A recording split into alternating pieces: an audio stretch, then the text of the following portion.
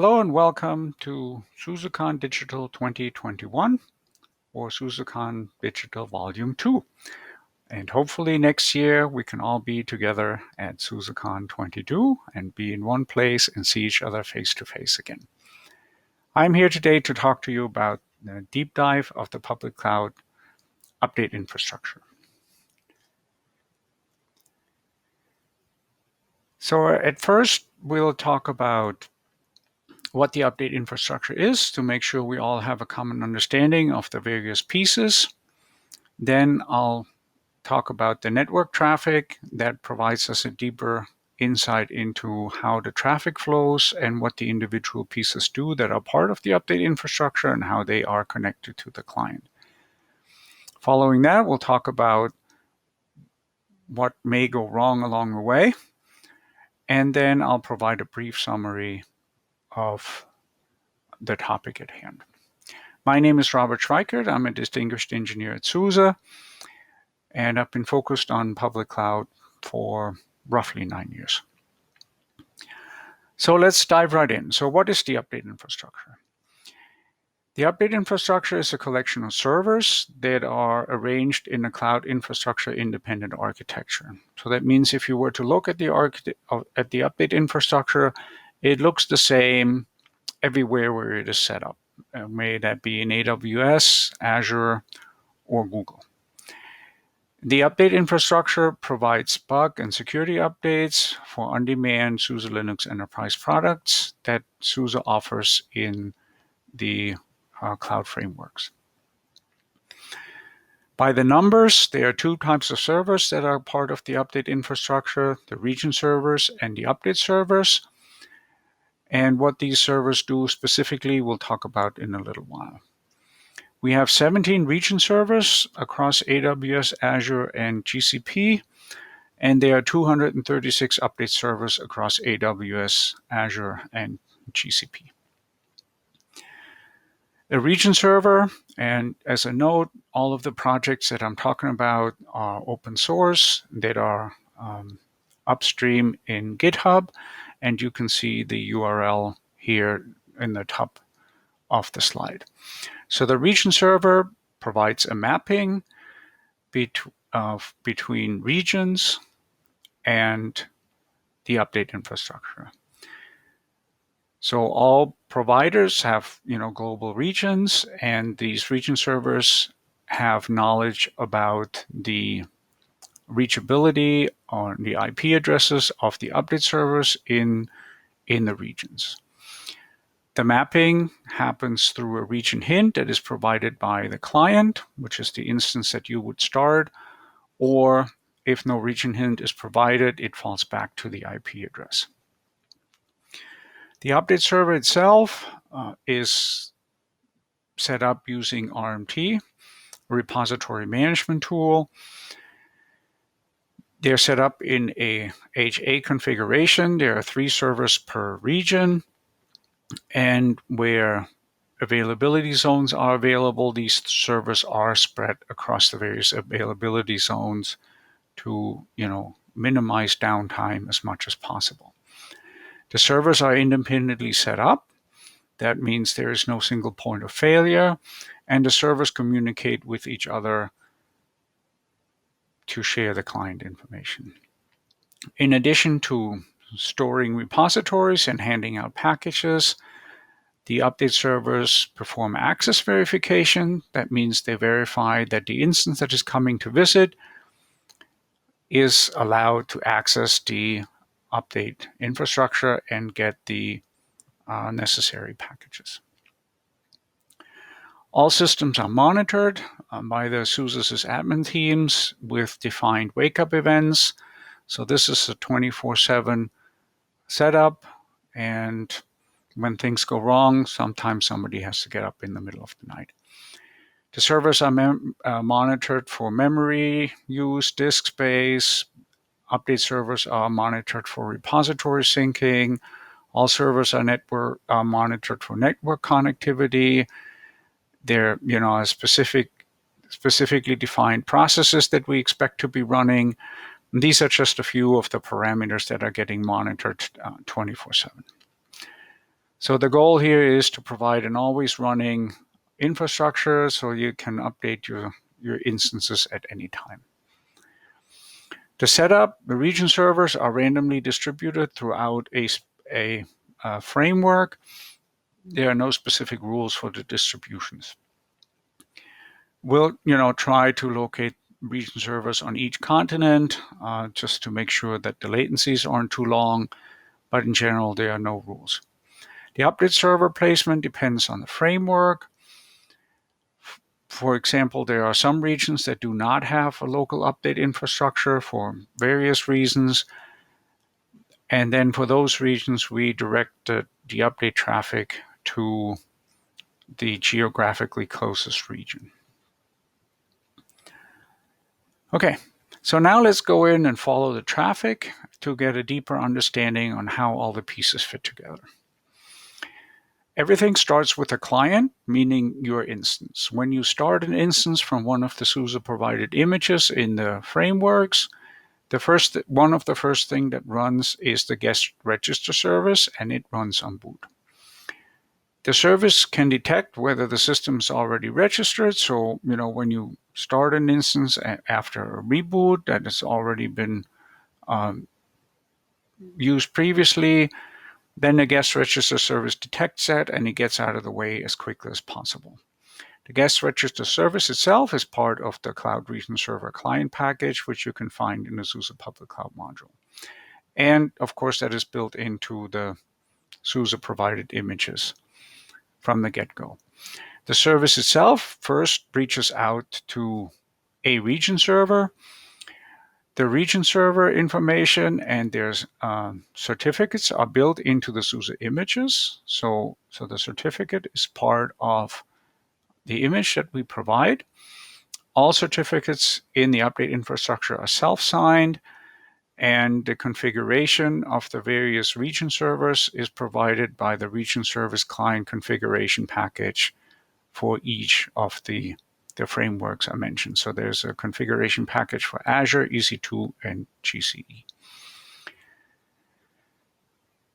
Traffic, it starts with an HTTPS request. So that means any traffic rules that you have, you must allow port 443 traffic, HTTPS, out to the internet. All region servers must be reachable. And then from there, the client reaches out to the region server.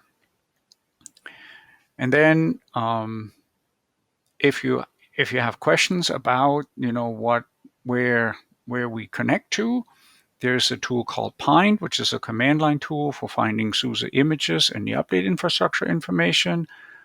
So you can use that, or in the browser, you can go to pint.suse.com. And for more information, you can read up in the blog named Riddle Me This on the SUSE community site. The client itself sends a region hint to the region server with the HTTPS traffic, and this is collected. The region hint is collected from a Net Framework specific cloud plugin. Again, these are all open source and can be found in GitHub. So once we send the region hint, the client then receives information from the update server about the update server from the region server, and then we contact the update server to get the server cert. So there is one request here that runs over HTTPS, but is unverified because initially we do not have the server cert for the update servers. We have the fingerprint of the cert from the region server, and that traffic is all HTTPS, so that is secured. And then once we have contact with the update server, we download the cert of the update server and we can compare the fingerprints. And if the fingerprints match, then the cert gets added to the trust chain of the client. And from there on, everything runs over verified HTTPS traffic. Again, port 443 must be open, and all update servers for a given region must be accessible. Again, please use Pint or pint.suse.com to find the IP addresses for the update servers. And that's it. So once this chain completes, then the instance is registered and you have access to the SUSE update repositories. So now let's take a closer look at the region server and its role and function within the update infrastructure and the responsibility on the client side. Again, your network construct must be set up such that traffic on port 443 HTTPS is open, and servers can be found with Pint or pint.suse.com. All servers all region servers must be reachable, and then the server certs are built into the SUSE Cloud images that we publish. The client sends a region hint. Basically, for example, US East 1 would be a region hint that gets sent to a region server that runs in AWS. And if we send a region hint that is not known to the region server, then we fall back to look up based on the IP address of the client.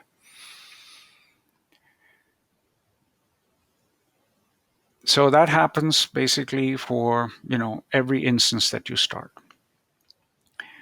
Things to note here is that none of the servers in the update infrastructure are global DNS resolvable. So if you depend on DNS resolvable names, then you have to add them in your own DNS server. Update server IP and update server cert fingerprints are all transmitted from the region server to the client. So basically what the region server does, it sends the information of the update servers in a specific region from which the client is originating, and it sends along the non-resolvable DNS name, the update server IP, and the update server cert fingerprint. And this all overruns over HTTPS traffic, so it's encrypted, and nobody can fiddle with it in transit. Then the update server, again, all traffic uses HTTPS. And again, port 443 in your network construct must be open. The server cert gets pulled via non-HTTPS requests, by non-verified HTTPS requests. So the very first contact between the client and the update server is non-verified. We pull down the server cert from the update server. It then gets compared, the fingerprint of the cert gets compared with the information we received from the region server. Once that validation passes, then the cert is added on the client to the trust chain. And once that happens, then the registration proceeds. That means the client sends out the information about what product is being registered, and the instance-specific information is sent to the update server. The update server then validates the instance information and the product, and if everything is as it is expected, then the client gets registered and the repository information gets sent back to the client. At that point, the registration is complete. And the client then also loops through all the other modules that are part of the product that is being spun up.